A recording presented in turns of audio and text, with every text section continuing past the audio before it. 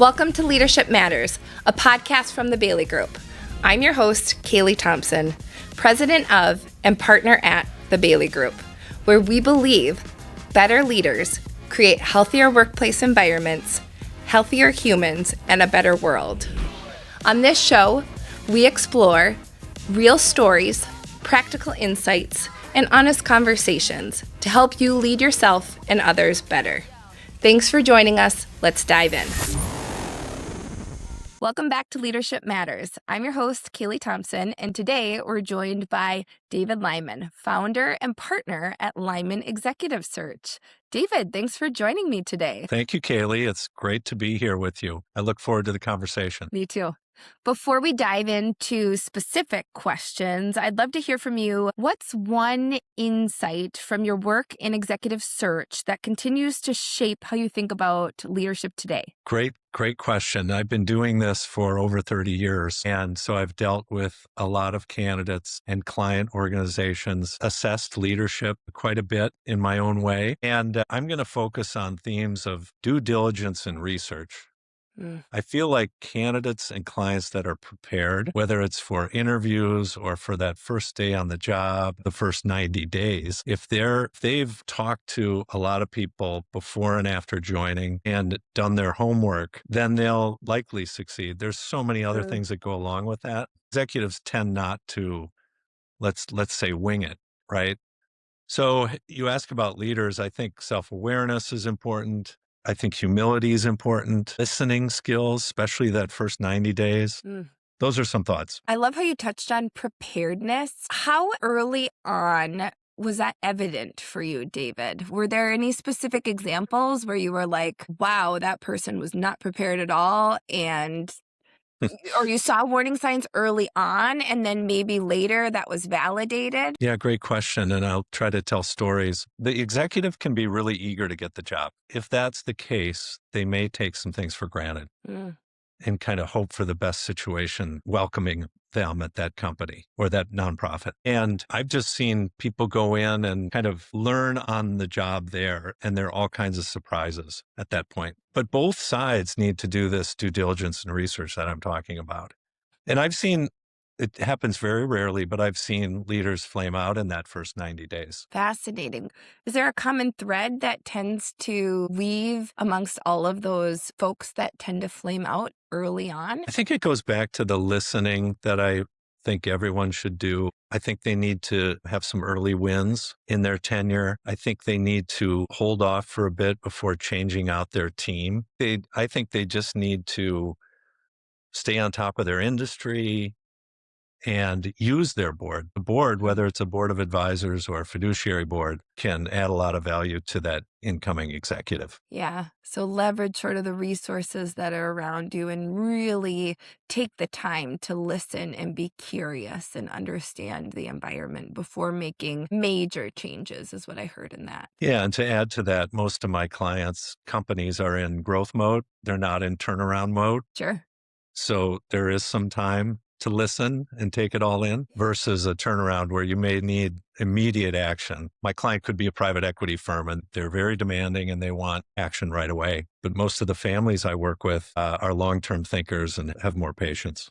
So you talked about how most of your clients are in growth mode, exciting, positive things. What are typically the catalyzing events that bring them to you, David, where they need to find new talent? Yeah, I think sometimes they're entrepreneur or founder led, and that person might want to step back and needs a new CFO, CEO. And, the growth piece, what's great is those businesses engender loyalty. So they have long tenured employees.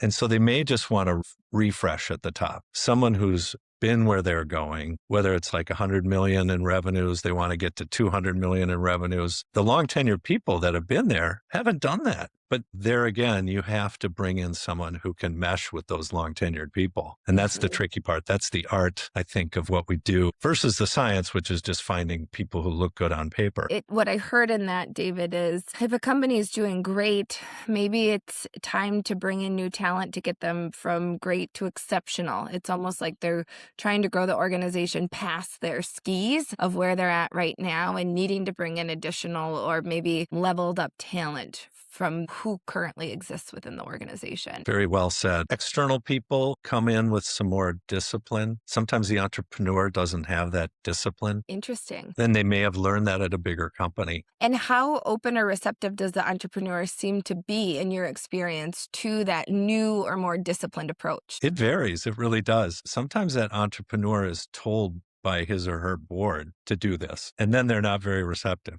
But sometimes they immediately see the horsepower of the person that comes in, and they know, and hopefully they've established what I call swim lanes. You do this, I do that, and things go really smoothly. That's really helpful to hear. It sounds like this role clarity. I love how you talked about swim lanes. That's so visual, is so critical so that things can go more smoothly. What would you say some of the other critical ingredients are, David? Yeah, I think establishing timelines, expectations, I think, having them meet all kinds of people, their own team can be a valuable resource. The direct reports is what I'm talking about. And I think even peer CEOs in other organizations. I mean, let's say this is a first-time CEO. And Kaylee, we always ask, do you want someone who's sat in the chair before or someone we can promote into this position? And if it is a first-time CEO, then those peer level CEOs in other companies that are similar are valuable resources too. That makes sense. Give us a sense for, I heard you say you asked the question of how important is it that this person has sat in the chair before versus someone you can promote in. How do companies typically decide how to answer that question? Is it sort of a budgetary thing? Is it sort of a risk tolerance thing? I can imagine if it's somebody I'm going to promote in, that might be a little bit riskier than somebody who's had the experience and demonstrated their capability in the role. Yeah, and keep going back to the entrepreneur example. The entrepreneur may not want to train someone and will want a sitting CEO, been there, done that, to come in. I think, and it's not always budget reasons. You mentioned that. Companies, to their credit, will pay a nice bonus base. The long-term incentive is where I find some of these companies haven't thought it through and put that in place to attract candidates. But if they are limited in their base bonus long-term incentive, then they might want to promote to a candidate. Maybe they've led a big division in another company. So while they haven't been a CEO, they've been a general manager of a large division in another company. So they've kind of got the chops. Yeah, that makes sense. You mentioned how you've been in the world of search for decades and decades and decades, David. I'd imagine, and maybe not, but you've probably seen some evolutions in terms of what companies are looking for or what the valued strengths of these ideal leaders are. What have you seen change the most in that time? I think the model today tends to be a good listener, an empathetic leader, someone who's, for lack of a better word, a servant leader, people first leader. You hear all these words bandied around versus back when I started, there was still some command and control leaders. Mm. And even the leader, I worked for a very large search firm. At one point, the leader of that search firm changed from this really sharp-elbowed, finance-driven guy to now he writes lots of articles about leadership today. And he is the most empathetic person. And I think, how did this guy change? Well, people can change. And now I think he's a fantastic leader. I read his stuff all the time. Fascinating. And you would have never predicted that he would be the author of these articles had you told your earlier version of yourself where that would end. Yeah, and I think old school leaders, maybe we're a little paternalistic, and that can apply to a man or a woman, taking care of the employees. Really, kind of putting their arms around the employees and maybe not quite as strategic as today's leaders. Interesting. Does that make sense? It does. Yeah. Yeah. Okay. I'd be curious if you have theories on why that evolution has taken place, or if there were any major sort of events or real seasons of change. Yeah. Well, I think the workplace has changed. People don't stay as long. Loyalty is not as strong on either side. And I think things like COVID more recently have changed the way we work. And you really have to rally the troops. You can't just do that by putting out a direction and thinking people will follow. You really have to rally the troops. And I've even adopted in my own style because I've been a business owner all these years. And thank you for saying decades and decades, not decades, decades and decades. But I think people, if given the right expectations, are self-motivated. They're driven by our clients, not by me saying something. They should be motivated by our clients. And I think that applies these days in larger companies too. Of course, everyone needs coaching and everyone needs thought leadership. Like I said earlier, you need to be aware of what's going on in the broader world and be able to bring that back to your business, because people respect a leader who continues to learn themselves, continues to innovate themselves, continues to grow themselves. Here's a question for you, David. What have you seen in terms of the market share for search partners? So I'm wondering, prevalent was it to engage a search partner in searches for key roles however many years ago compared to how it is now? I've got some thoughts about how it could be, but I don't know enough about the marketplace, and I'd be really curious to see, has it strengthened a lot? Is it more common to use search partners? Is it less common? I always tell candidates who are out there that they are going to probably get their role through networking. And I might put a number on that, like 70%. And I say opportunities through people like me, executive recruiters, is probably the other 30%. We've never been the predominant means to get that executive role. And what I would say about the business demand for executive search has stayed pretty constant. The way we do it has changed incredibly. I used to talk to a candidate on the phone in the morning, fax them a job description, and then sometimes I was on a plane that afternoon to go visit them, and now LinkedIn is an incredible tool. It's almost taken the place of our database. It's incredible. And people were predicting that LinkedIn would take our jobs. It hasn't. It's still just a tool. You need to evaluate that human side. And we can take it so far with interviews. People who do assessment can take it even further. Reference checks can take it further. These are all tools. The reason we're still high value, we get to know our client companies really well. We know who's going to work out. That sounds really bold to say, but together with assessment providers, background checks, all the other people out there who can help, so there are people out there who onboard, then you've got, a really good chance of success. And the human element at the highest levels, maybe at the mid-level and the lower level, LinkedIn can replace, but not at the high level. Yeah, it goes back to your science and art comment from earlier. And I totally see LinkedIn playing a real strong science role, but there's that Yes. art piece of readying the environment for the candidate and readying the candidate for the environment and ensuring a strong match that is really challenging when you're only using science and, quite frankly, when you're only using art as well. Mm-hmm. No, I totally agree. I know you've got a strong reputation and have the crystal ball to see when it's not going to work or when it is. I'd be curious. We talked earlier about how when candidates sort of flame out in those first 90 days, it often comes with not building the right relationships, not listening, not leveraging their team. What have you seen on the flip side of that? Because it is, these transitions are two-sided, where maybe an organization thought, this is the candidate, this is the one. We talk about it in our pre-hire assessment processes. As humans, we love to fall in love with the human side and sometimes overlook some of the more blind spots or because we've all got them. We've all got strengths and we've all got weaknesses.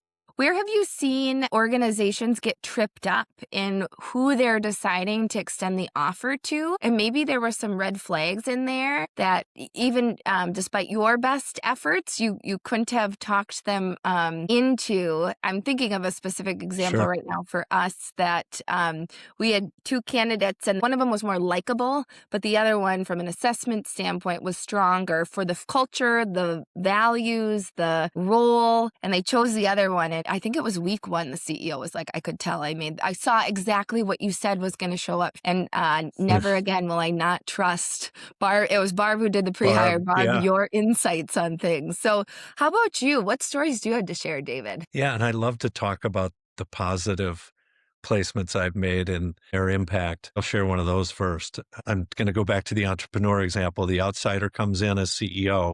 The entrepreneur is able to step back over time. And the new CEO takes the company from what I said, maybe 100 million to 200 million.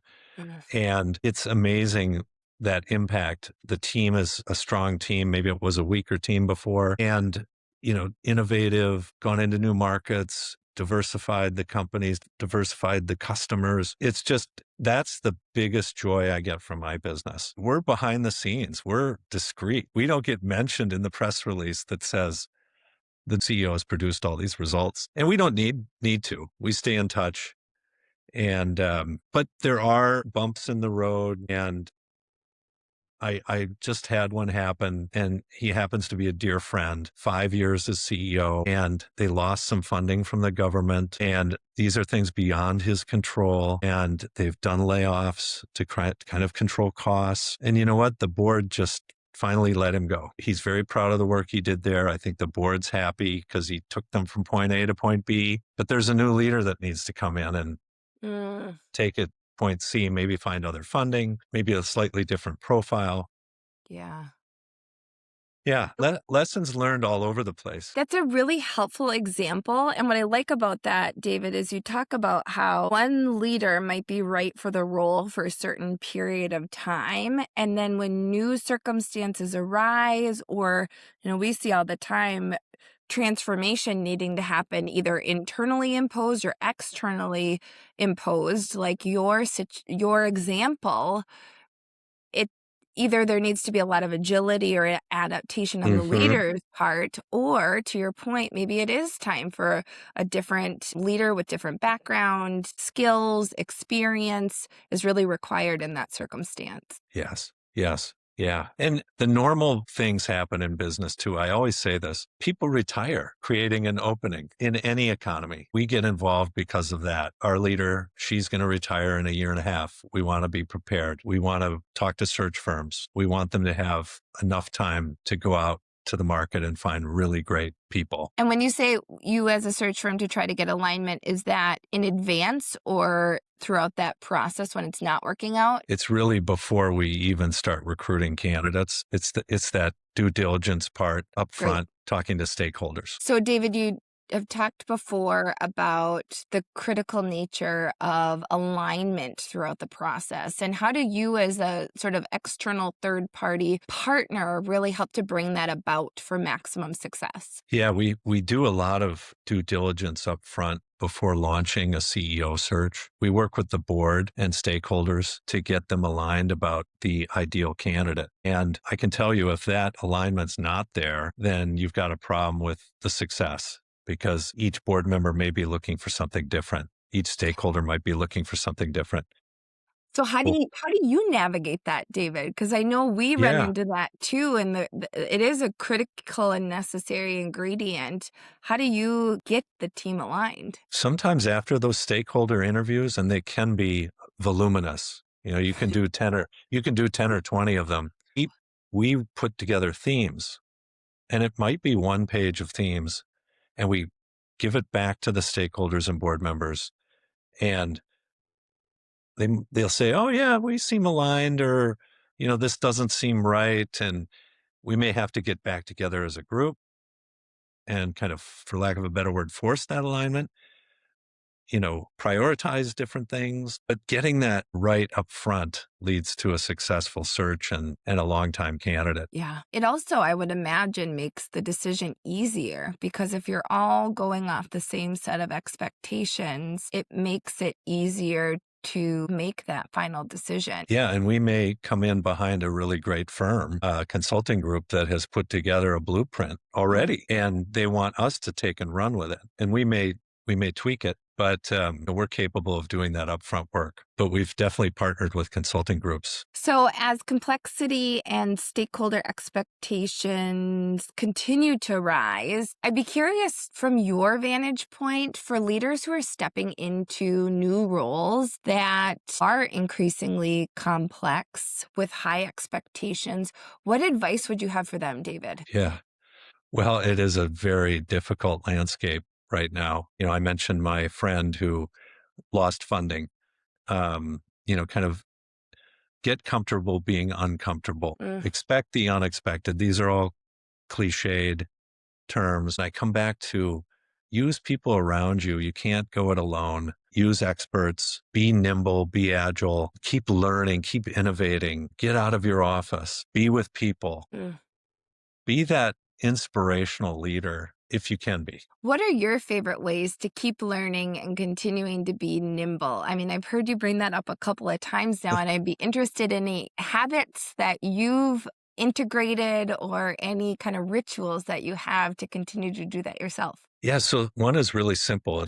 And really, at the beginning of my career, I would have these early breakfasts with just about any executive. And it was such a chance to hear views on business from people. I really had no agenda. They weren't a candidate or a client, just important, smart people in the community. And I think that really shaped how I do it. I learned from others. There's a growing trend to find board members who are still actively working. So they're current or recently retired. Interesting. And so I want to comment on the board side because that's about 50% of what I do. I think what that says is they want people who know technology. AI is really big right now for people on boards, other digital transformation. They want all that. And they think someone who's maybe longer retired is just not going to have that. Now, people who are recently retired can stay current. I firmly believe that. But that's a major trend. I think I don't know if you said it was theory or research, but I think that makes a lot of sense. I hadn't ever considered that before. But when you are working day in and day out with some of these challenges and thought processes, and it feels like the world is changing at a faster rate than I've ever experienced it change before, I can see where that recency bias might come in when looking for talent to help organizations really innovate and thrive. The flip side is, well, someone actively working won't have as much time for that board. So there are arguments for and against, for sure. Yeah. Interesting. David, it has been such a joy to talk with you here today. Parting words for our listeners. If you could encourage our listeners to integrate one new behavior or mindset or tactic in the next 30 days, what would that be? I think stay positive. It's a really tough time overall. Things are coming at us from all directions. Even, this last week in Minneapolis, stay positive, think about solutions, get involved, don't retreat, and expect change. I mean, we're such a great community and such a great country. So maybe that's well beyond what I do, but I would say stay positive. I love that. Don't retreat. Super well said. I was going to try to repeat everything you said because they just kept coming and they just kept getting better. And then I forgot them all. But the good news is the listeners will be able to go back and re-listen. And I just love what you said there. Good. Thank you. Really powerful. Thank you for joining us today, David. It's been an absolute joy and pleasure talking with you. Thank you, Kaylee. And thanks to our listeners. Tune in next week on Leadership Matters. Thanks for joining us for today's episode of Leadership Matters. If today's episode resonated with you, would you do me a favor and share it with someone you care about? To learn more about the work the Bailey Group is doing in the world, check us out at thebaileygroup.com or follow us over on LinkedIn. We love sharing useful articles, helpful resources, and valuable tools to help you expand your leadership capacity. Like and subscribe, and join us next time for more honest conversations.